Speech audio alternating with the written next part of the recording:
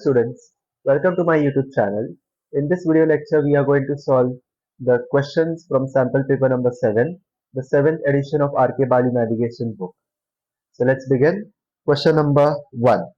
Nominal scale in Lambert's conformal conical chart is correct at what? Latitude of origin, standard parallels, equator.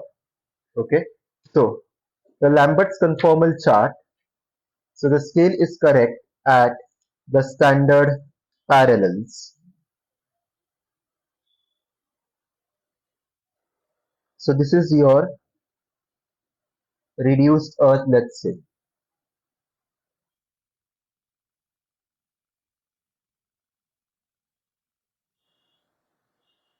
And this is your Lambert's cone.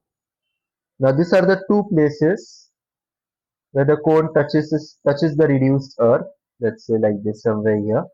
It's not accurate but fine. So this is standard parallel number 1.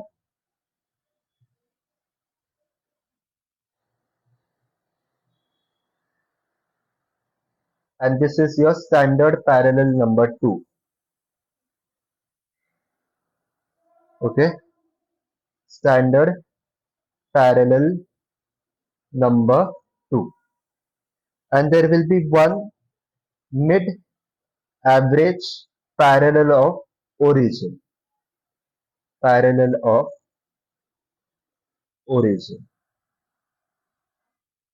Okay. So the scale of this Lambert's conformal chart, scale will be correct at standard parallels.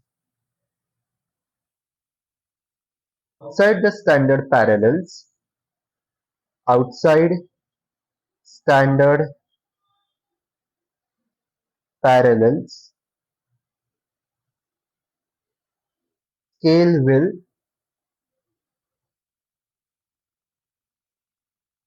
the scale will expand. Okay, so outside the scale will expand. Okay, and inside the standard parallels, inside standard parallels, scale will shrink, scale will contract, becoming minimum at the parallel of origin. Okay, so the scale in Lambert's conformal chart is correct at standard parallels. Next, on a Mercator chart, the straight line and the curved line representing the part between 2 points exhibit earth convergency, chart convergency angle. So rhumb line, the angle between your rhumb line and great circle is your convergency angle. And on a Mercator chart, the path between those 2 points exhibits chart convergency. Next, in which of the following projections will the plane surface touch the radius of Earth at one of the poles? Okay, at one of the poles. So this is your reduced Earth, let's say. Okay, this is your North Pole. This is your South Pole. So we have something called polar stereographic projection, in which the point of tangency is one of the poles. The point of tangency is one of the poles. Okay. So correct answer is polar stereographic chart. Next. On a Lambert's chart, the distance between parallels of latitude spaced the same number of degrees apart. Okay.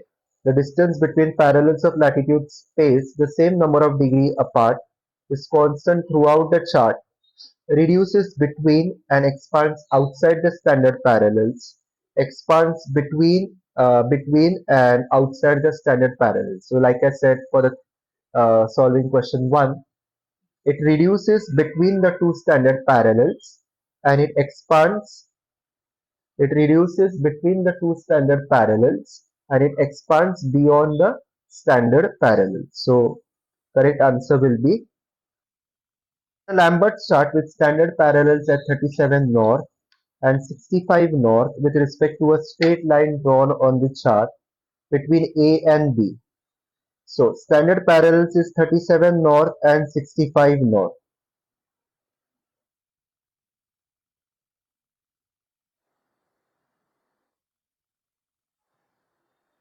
37 north and 65 north. With respect to a straight line drawn on the map between A 49 north, B 48 north.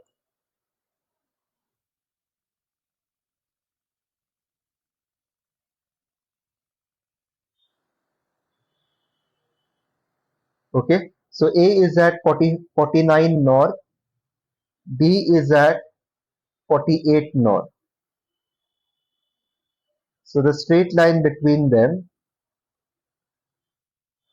what will happen? So let's draw parallel of origin, which will be the average of 65 and 37. 65 plus 37 divided by 2 is 51. So your parallel of origin is 51 somewhere here. This is your parallel of origin, 51 north. Now your both locations are below that 51-degree north latitude. Now the tendency of the great circle will be to bend away from the parallel of origin. And the rhumb line, the tendency of the rhumb line will be to bend towards the parallel of origin. So great circle AB will be like this, and rhumb line will be like this. Okay, so great circle is to the north and rhumb line is to the south. Great circle and rhumb line are to the north. Great circle and rhumb line are to the south. So both great circle and rhumb line are to the south of parallel of origin. Below parallel of origin, so option Charlie is the right one. Next. Current flight plan is a flight plan which, by definition, includes changes brought about by subsequent ATC clearances. So this is the definition. You must read the flight plan chapter in RK Bali, the whole chapter, the definitions, all the rules, all the facts. Okay. Next. In column 15 of an ICAO flight plan. So here is your column 15, which has a box for cruise speed. In this cruise speed, you're going to enter four number speed preceded by an alphabet. Now, if your speed is 250 knots, so you're going to first write knots and then the four-digit number. So first number will be 0250. So N0250 Charlie. If it's kilometer per hour, it will be kilo 0250. Next. Radio altimeter is dependent on amplitude modulated wave, frequency modulated continuous wave, barometric pressure. So radio altimeter measures the true height of your aircraft with respect to the ground below. It transmits frequency modulated continuous wave towards the ground, which gets reflected and comes back to your aircraft. So Bravo is the right answer. Departure time entered in item 13 of ICAO flight plan submitted before departure is estimated time of departure, total estimated elapsed time, estimated off block time. So the correct answer is EOBT, estimated off block time. Okay, so here you're going to write item number 13, time. In this time box, you're going to write estimated off block time. Okay, so what is estimated off block time? It's the time at which you're going to close all the doors of your aircraft for passengers, cargo, everything is done, and now you're going to move your aircraft for the first time.